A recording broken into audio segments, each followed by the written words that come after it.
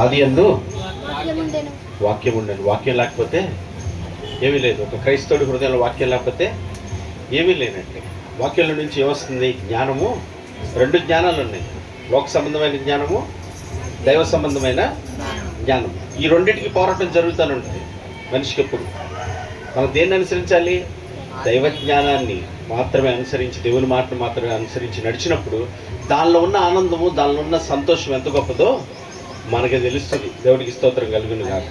అని చాలామంది చెప్తుంటారు, సార్ ఒక్కరోజైనా క్రైస్తవుడిగా బ్రతికి చూడు అంటారు. విన్నారు మీరు ఎక్కడైనా? ఒక్కరోజైనా క్రైస్తవుడిగా బ్రతికి చూడు ఎలా ఉంటుంది దాంట్లో మాధుర్యం. అంటే ఏం జరుగుతుంది? క్రైస్తవుడిగా బ్రతకడానికి ఎవరు ఇష్టపడతలే. వినటానికే ప్రార్థన చేయమంటే చేస్తాం సార్, వినమంటే వింటాం, కూడికలు రామంటే వస్తాం, కానుకలు ఇమ్మంటే ఇస్తాం. ప్రవర్తించడం అంటే అది మీరు అలా మాట్లాడవకండి, చాలా ఇబ్బందిగా ఉంటుంది మాకు. మీరు ఎట్లా ఉంటుందంటే ఎట్లా ఉంటుంది? మీరు మాట్లాడుతాం మంచిది, ప్రవర్తించడం ఎట్లా ఉంటుంది?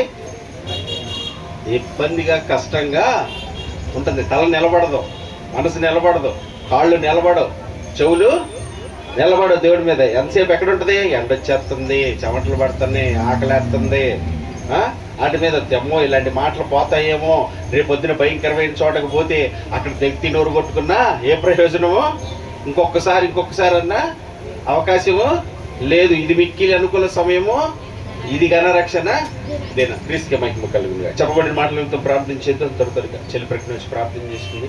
ఏకీభవిద్దాం. చెప్పబడిన ప్రతి మాట నిమిత్తం నాయన నీ జ్ఞానంతో మేము నడిపించబడినట్లుగా నా తండ్రి, ఆ జ్ఞానుల వల్లే కాక ఆ సమయాన్ని పొందుకు సద్వినియోగపరుచుకుంటూ సత్యం అనుసరించి నడుచుటకు నీ కృపను దయచేయను. అందరూ ఆయన మీద ఆధారపడదు, అందరూ ఆయనకు అప్పగించుకుందాం.